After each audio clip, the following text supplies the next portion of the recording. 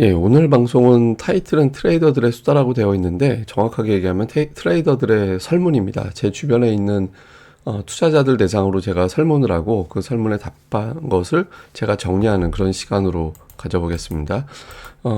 주요 프로필은 대부분 다 증권사 출신 또는 증권사에 이제 근무하고 있고 자문사에 지금 속해 있거나 전업 투자자 그리고 전직 지점장, 방송 진행자 이렇게 구성을 했는데 모두 증권사 근무한 이력이 있고요. 그리고 방송 출연 이력도 있고 실전 대회 우승한 사람도 있습니다. 그래서 투자 성향은 뭐 가치 투자자, 트레이더, 모멘텀 투자자 골고루 분산이 되어 있고 이분들의 실력은 제가 다 인정을 하는 분이기 때문에 뭐 어설프게 얘기할 사람들은 대부분 좀 아니다 이렇게 보시면 되겠습니다. 그리고 참고로 뭐 실명이라든가 이런 것들을 언급하진 않고 A, B, C, D, E 이렇게 구분을 했는데 투자 선호하는 방식을 설명드리면 A 같은 경우는 종가 매수, 단기 트레이딩, 그다음에 돈이 몰리는 곳에 이제 집중해서 관심을 갖는 그런 성향을 가지고 있고요. B는 가치 투자자, 그리고 이제 실적 기반, 뭐 가치 투자니까 실적 기반으로 가겠죠. 그다음에 C도 가치 투자, 근데 이제 고배당 관련된 종목들도 특히 선호하는 그런 방식이고, D는 이제 멀티, 예, 중장기 기반으로 하되 이제 모멘텀 투자에도 관심을 갖는 그런 스타일이고, E 같은 경우는 가치 투자하고 트레이딩하고 혼합하고 이게 이제 각자 자기 주장이고요. 제가 이제 주변에서 지켜본 걸 바탕으로 설명을 드리면 A는 전형적인 트레이더입니다. 그래서 흐름을 한번 타면 가장 크게 우리가 일반적으로 생각하는 것 이상으로 수익을 내는 스타일이고 B 같은 경우는 숫자에 집중하는 뭐 실적이라든가 아니면 재무라든가 이런 숫자에 좀 집중하는 편인데 특히 이제 모든 주식 사안에 대해서 해박한 지식을 가지고 있습니다. 그러니까 보통 업계에서 뭐 물어보고 할 때 저한테 많이 물어보거든요. 근데 저한테 안 물어보고도 대답을 하는 스타일, 예, 굉장히 해박한 분이고요. C는 가치 투자인데, 그러니까 따박따박하게 은근하게 늘어나는 스타일이잖아요. 근데 나중에 보면 눈덩이가 돼 있는 그런 방식으로 투자를 하고 있고요. 그다음에 D는 트레이더로 시작해서 증권맨을 거쳤다가 지금은 실적 기반으로 한 어떤 투자자로 이제 변신을 한 그런 이제 투자자고요. 이 같은 경우는 이제 종목별로 어떤 사안, 단기적인 어떤 모멘텀, 이슈 이런 것들에 좀 집중하는 제가 보기에는 이제 그런 스타일인 것 같아요. 그래서 보통 이런 걸 기반으로 투자하고 있다. 이걸 감안하고 보시면 좀 도움이 될 것 같아요. 그래서 첫 번째로는 올해 성적표를 물어봤는데 A는 기대 이하였다. 그리고 이제 어떻게 이 기대 이하인 상황을 풀어야 될지 막판에 깨달아서 2024년도에 기대가 된다. 이런 어떤 이야기를 했고, B 같은 경우는 플러스긴 한데 지수만큼의 성적은 아니어서 아쉽다. 이런 이야기를 했죠. 그러니까 가치 투자 기반으로 하는 분인데 이렇게 얘기를 했고, C는 딱 지수만큼만, 예, 지수만큼만 이야기를 했고, D는 기대 이하였다. 왜냐하면 이제 보유 종목하고 시장 성격하고 잘 안 맞았다. 그러니까 B, C, D는 약간 가치 투자 비슷하게 어떤 섞여 있는 편이었거든요. 근데 이제 좀 대답이 이랬고, E 같은 경우는 생각한 수준만큼은 나온 것 같다. 이렇게 이야기를 했습니다. 근데 공통적으로 시장을 뛰어넘었다라는 투자자는 없었어요. 사실 한 명, E가 막판에 바뀌어서 한 명 다른 사람이 있었는데, 이제 그쪽 E는 올해 역대 최대 성과를 냈다라는 답변이 있었거든요. 다음에 그럴만한 게 사실 보시면, 올해 코스닥 시장의 주요 종목들 성적표인데, 에코프로가 500%, 한때 뭐 훨씬 더 많이 올랐다가 이렇게 된 거죠. 그다음에 로봇주가 190%, 반도체가 80%. 근데 보시면 마이너스 업종도 되게 많았어요. 뭐 에이스테크 같은 경우는 뭐 주가가 65%나 하락을 했잖아요. 코스닥을 뛰어넘은 업종 수가 그렇게 많지는 않았습니다. 그러다 보니까 이런 차이가 났던 것 같고 코스피도 마찬가지죠.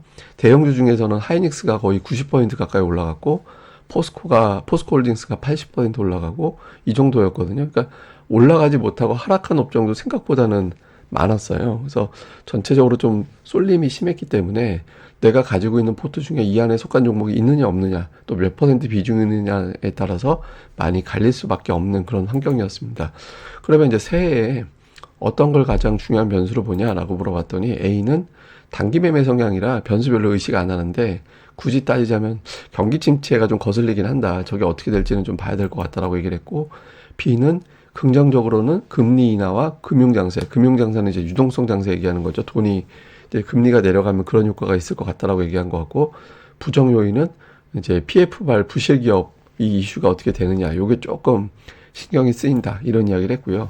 C는 금리 인하는 긍정적인 거. 근데 부정적인 요인은 역시 경기 침체. 그러니까 이게 올려놨던 금리가 아무래도 금리 때문에 경기가 또 소비가 좀 위축되는 그런 상황이 올 가능성이 있다라는 건 대부분 다 꼽은 것 같아요. 그다음에 D는 총선. 왜냐하면 여기에 따른 결과, 정책의 오락가락하는 정책, 이에 따른 변동성, 이게 조금 의식이 된다라고 이야기를 했고, E는 되게 구체적으로 얘기를 많이 했는데 좀 요약을 하면 긍정적인 건 금리 인하와 밸류 매력이 있다라는 점이고, 이게 종목들별로 밸류 매력이 있다라는 얘기 같아요. 그다음에 부정적인 여기는 역시 경기 침체.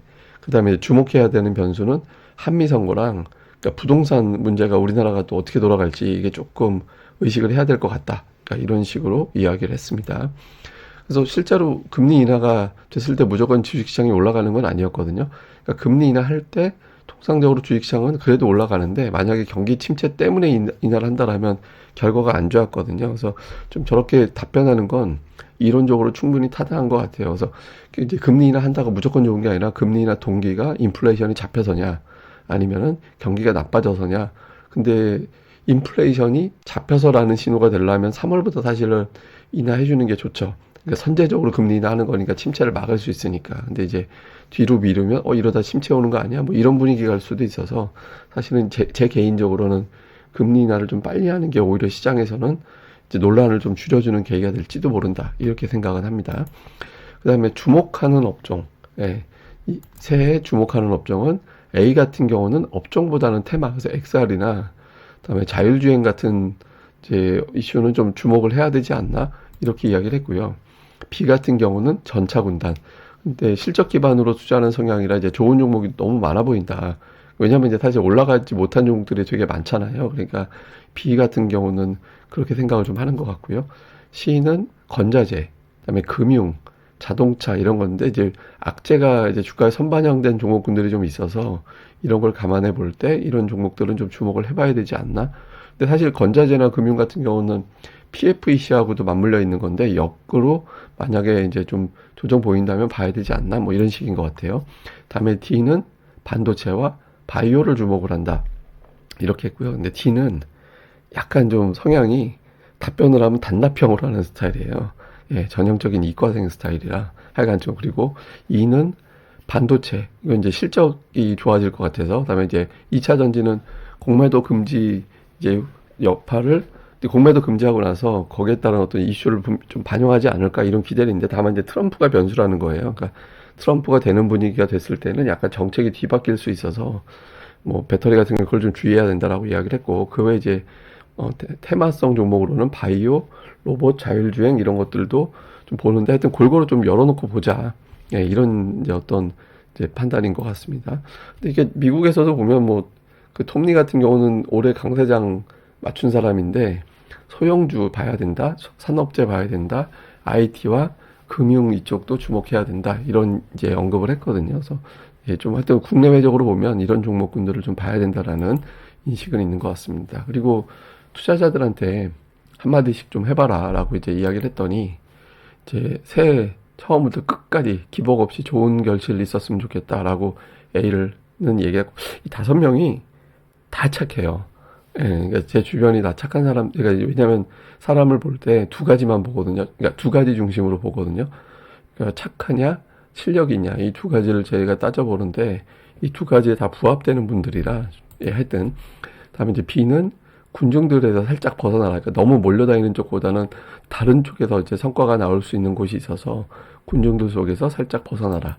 그다음에 C는 2023년은 테마주의 해였다면 2024년은 저평가주가 제값을 받는 해가 될 것 같다. 그래서 그쪽에서 한번 기회를 보자라고 이야기를 했고, D는 증시 변동성은 한국은 장난이 아니다. 그래서 그 변동성을 좀 조심해서, 예, 좀 그런 걸 감안을 해서 투자를 하시라, 이렇게 이야기를 했고요. E는 공포장에서는 욕심을 내고 욕심내는 장에서는 조심을 하자, 이런 이야기를 좀 했습니다. 그래서 대부분 다 이제 조언을 했는데, 또 하나, 그러니까 혹시 내가 안 물어본 것 중에 하고 싶은 얘기 있냐 그랬더니 A 없다, B는 건강해야 된다, 예, 이렇게 예, 제가 건강해야 된다 얘기를 했고, C는 이제 금수세 도입 전에 돈을 많이 벌 수 있는 마지막 기회가 될지도 모른다. 그래서 지금은, 그러니까 이 제가 워딩 그대로 쓴 거예요. 그러니까 주식 말고, 부동산 말고 주식에 몰빵하는 게 더 합리적이다. 이제 2024년 같은 경우는 그런 이야기를 했고, D나 E는 특별하게 왜냐면 뭐, 투자자들에게 한마디 이걸 얘기를 넣어놨더니, 뭐 이제 다 앞에서 얘기를 해서 딱히 이제 새롭게 얘기할 생각은 없었던 것 같습니다. 제가 마지막으로 통계 특집에 보여드릴 차트들이 여러 개가 있습니다만 이제 그 중에 하나를 보여드리면 여러분들 2023년도에 되게 고생하셨을 수도 있어요. 왜냐하면 토탈을 해보니까 코스닥에서 연간 상승한 종목이 805개. 근데 놀랍게도 하락한 종목이 753개예요. 정말 놀랍잖아요. 그러니까 지수가 이렇게 좋았는데 올라간 종목하고 내려간 종목하고 별 차이가 없습니다. 네, 종목당 평균 수익률이 15.7%, 코스닥의 상승률이 27.6%거든요. 이거는 올라간 종목이 압도적으로 올라가고 나머지는 정말 재미가 없었다라는 거예요. 그러니까 올해 고전했다라고 하면 그거는 여러분들이 제가 뭐 그러니까 위로라가 해야 되나 하여튼 실력이 없어서라기보다는 시장이 그런 성격의 장이었습니다. 근데 이제 이거는 항상 보면 제가 여러 가지 투자 방식이 있긴 하지만 이제 포트폴리오를 잘 구축하는 것도 되게 중요하거든요. 그래서 시장 성격이 이렇다라고 하면은 어느 정도는 부분적으로는 포트폴리오 구성으로 좀 커버할 필요도 있지 않나, 그런 것들을 좀 감안을 해보시는 것도 좋지 않을까라고 생각을 합니다. 어쨌든 제가 뭐 종목을 찍어서 수익을 내드리는 건 아니지만 현재 시장 상황이 이렇다라는 거는 꾸준하게 매일 데일리로 전달을 해드리려고 하니까 또 많이들 또 새해에도 참고하셨으면 좋겠습니다. 예, 그럼 또 하루, 한 주, 한 해 잘 보내시고요. 저는 또 다음 방송에서 뵙겠습니다. 다음은 아마 통계 특집이 될 수 있을 것 같은데 어쨌든 또 다음 방송에서 뵙겠습니다. 감사합니다. 이 방송 좋아요와 구독하기도 많이 부탁드리고요. 그리고 새해 진행되는 PPL 방송도 미리 좀 양해 부탁드리겠습니다. 감사합니다.